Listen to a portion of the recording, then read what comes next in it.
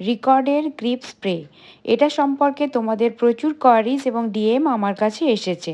তো দেখো, first of all এটা তোমরা কিভাবে ইউজ করবে। প্রথমত এটা তোমরা অ্যাজ এ টোনার ইউজ করতে পারো। তারপরে হচ্ছে এটা তোমরা সমস্ত কিছু স্কিন প্রিপারেশন হওয়ার পরও সেগুলোকে লক করার জন্য ইউজ করতে পারো। তারপরে হচ্ছে একদম তোমাদের বেস কমপ্লিট হওয়ার পর এটাকে ইউজ করতে পারো পাউডারি যে ভাবটা রয়েছে সেটা কাটানোর জন্য, এবং মেকআপটাকে একদম লক করে দেওয়ার জন্য তোমরা এটাকে ইউজ করতে পারো। যদি মেকআপটা খুব ড্রাই লাগে তো তখনও তোমরা এটাকে ইউজ করতে পারো। তো অ্যাজ এ হাইড্রেশন এটা খুব ভালো কাজ করে, এবং গরমকালে তোমরা মেকআপটাকে যাতে একদম অ্যাজ ইট ইজ রাখতে পারো, তো সেটাতেও এটা খুব ভালোভাবে কাজ করে।